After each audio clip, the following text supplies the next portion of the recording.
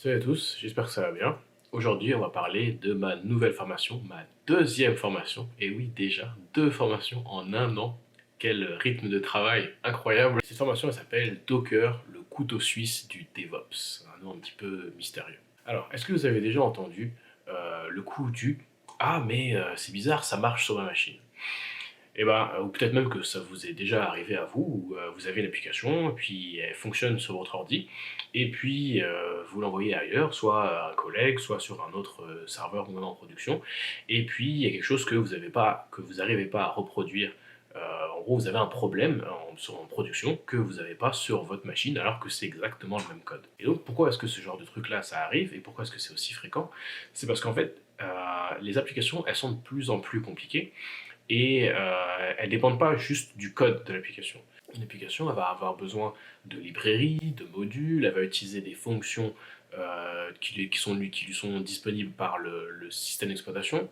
Et donc, toutes ces modules, ces versions, elles ont elles-mêmes des dépendances qui sont à des versions bien particulières. Et donc, votre application, même si c'est exactement le même code et que vous la déplacez sur une autre machine, si tous les modules et les modules qui dépendent des modules, etc., etc., ne sont pas exactement à la même version que ce que vous avez sur votre ordi, et ben vous avez des risques que ça ne fonctionne pas. Et ça, c'est le problème principal que Docker règle, ce problème du fameux «Ah, mais ça marche sur ma machine», et ça règle ce problème grâce à la standardisation. Alors en fait, les conteneurs Docker, d'où est-ce que ça vient pourquoi on utilise le mot un conteneur?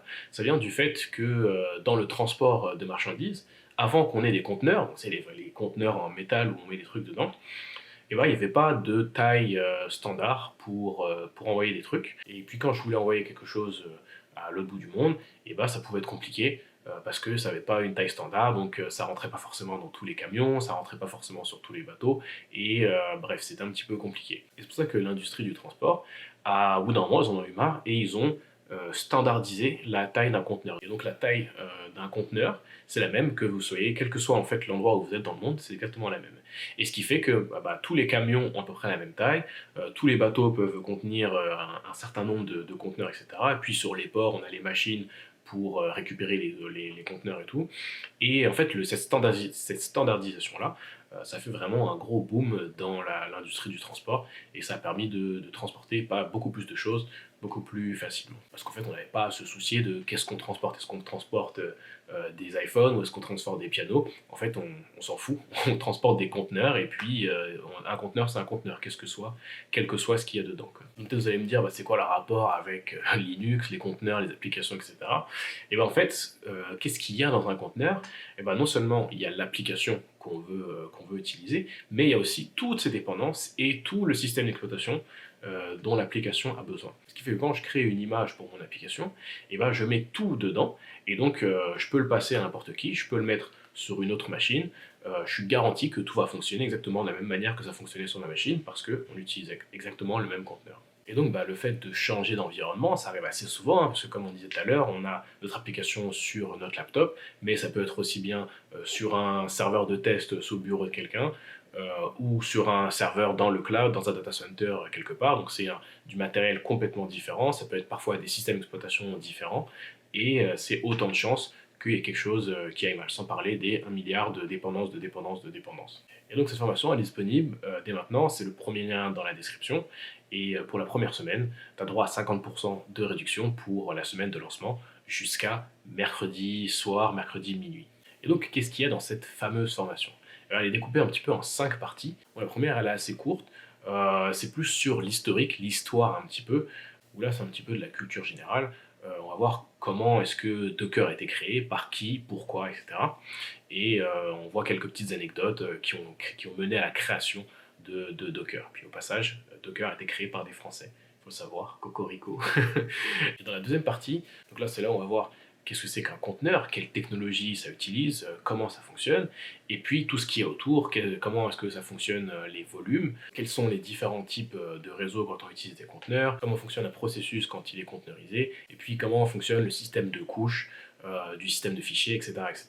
Ça, c'est assez important parce que je vois souvent des gens même des gens qui utilisent Docker fréquemment, mais qui comprennent pas tout à fait comment est-ce que ça fonctionne et puis pourquoi ce qu'ils font fonctionne, ce qui fait que le jour où ça fonctionne pas, et ils sont un peu perdus parce qu'ils comprennent pas comment ça se passe sous le capot un peu, on va dire. Une fois qu'on a bien compris ça, là on va pouvoir rentrer vraiment dans la pratique avec les commandes de base. Donc c'est là on va voir petit à petit toutes les commandes qui vont nous servir pour pouvoir manipuler tout ce qu'on vient de voir avant. Donc pouvoir manipuler les réseaux, manipuler les volumes, démarrer des conteneurs et pouvoir les lier entre eux, etc. Donc là, cette partie-là, elle est aussi importante parce qu'en fait, dans toutes les parties, il y a une petite partie exercice qui permet un petit peu de pratiquer. Donc chaque exercice, c'est un petit peu un mini-projet qui permet un petit peu de pratiquer et de faire rentrer les commandes de base dans sa tête. Et ça, c'est assez important parce qu'à mon avis, c'est ça qui fait que Docker devient un outil vraiment super super utile. C'est pour ça d'ailleurs que la formation s'appelle le couteau suisse du DevOps, parce que c'est vraiment un outil qui peut servir tous les jours à partir du moment où on sait comment l'utiliser et qu'on a les bons réflexes. On n'est pas en train de devoir aller chercher des commandes dans la doc à droite à gauche qui est en anglais et puis qu'on comprend pas trop et puis bref, au final on fait pas. Alors que si on a pratiqué un petit peu, et ça rentre dans sa tête et puis ça devient comme un réflexe. Quand on a besoin de faire quelque chose, hop, on réfléchit même pas à quelle commande, avec quel argument ou quoi, on peut le faire directement, quoi. Et c'est là où ça devient assez puissant. Une fois qu'on a compris les commandes de base, c'est là où on va pouvoir créer ses propres images. Donc déjà, juste avec les images qui existent déjà, il y a des milliers, peut-être même des millions, je ne sais même pas combien il y en a, mais il y a énormément d'images déjà faites. Déjà même celles qui sont vérifiées par Docker, il y en a déjà énormément. C'est des images auxquelles on peut faire confiance, qu'on peut utiliser même en production, et qui sont faites dans les règles de l'art. Déjà avec ça, on peut faire déjà beaucoup de choses.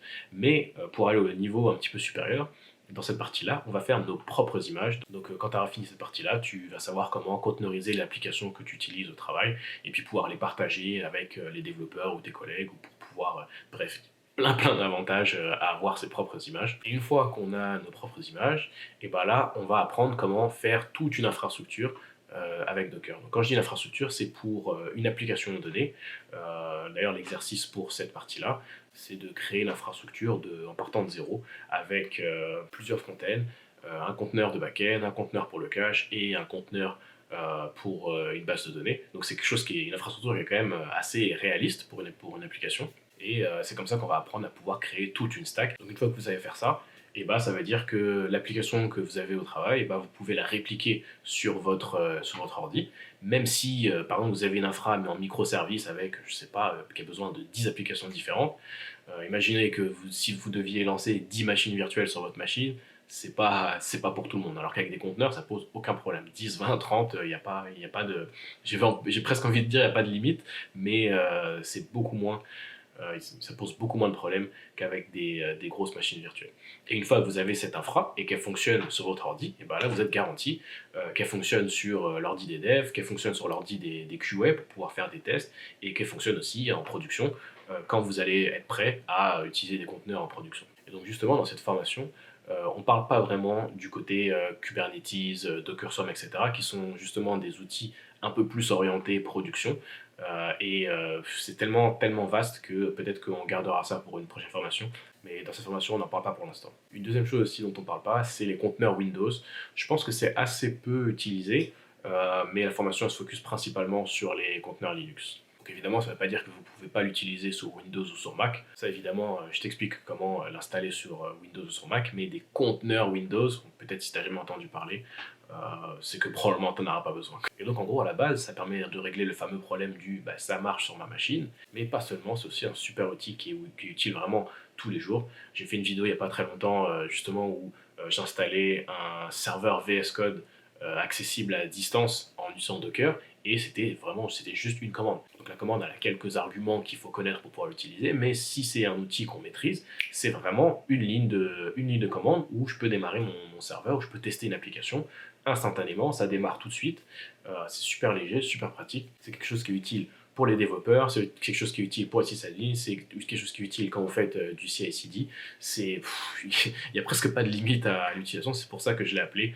le couteau suisse du DevOps. Et donc même si on est déjà en février, je pense qu'il n'est jamais trop tard pour prendre des nouvelles résolutions et pour enfin se mettre à Docker. Et si tu connais déjà un petit peu, si tu as déjà testé, je pense que ça peut être une bonne occasion de pouvoir vraiment pratiquer et pour pouvoir maîtriser l'outil, pour pouvoir avoir le réflexe de pouvoir l'utiliser. Dès qu'il y a quelque chose que tu veux tester, un outil, quelque chose, hop, tu lances une commande, tu réfléchis même pas à ah tiens, si j'utilisais Docker, si j'allais voir dans la doc, blablabla. Et sinon, même si tu découvres Docker que tu n'as jamais utilisé, on part de zéro. Je te donne toutes les commandes qu'on utilise dans les notes. Comme ça, tu peux les copier-coller pour tester de ton côté. Pour tous ceux qui achètent la formation, c'est quelque chose qui n'est pas tout à fait clair ou quelque chose que vous voulez approfondir, vous m'envoyez un petit message et puis on rentre en contact. Et puis je t'explique personnellement ce qui n'est pas tout à fait clair. Comme ça, en plus, ça me permettra, moi, de pouvoir le corriger pour ceux qui vont suivre la formation après. Puis s'il y a une partie que tu voudrais un petit peu approfondir ou aller plus loin, ou même que tu te demandes comment est-ce que tu pourrais l'intégrer dans ton travail de tous les jours, bah moi ça me fera plaisir d'en parler avec toi. Donc il vaut mieux s'y mettre maintenant que d'y être forcé plus tard, comme c'est arrivé à quelques-uns de ceux qui ont déjà pris la formation, où du jour au lendemain ils se sont retrouvés un petit peu forcés entre guillemets à devoir utiliser Docker, et c'est pas quelque chose que je vous souhaite, donc mieux vaut s'y mettre maintenant de son plein gré que dans la douleur plus tard. Et donc c'est le premier lien dans la description. Vous avez 50% de réduction pour la première semaine de lancement jusqu'à mercredi prochain minuit, et puis on se retrouve dans la formation.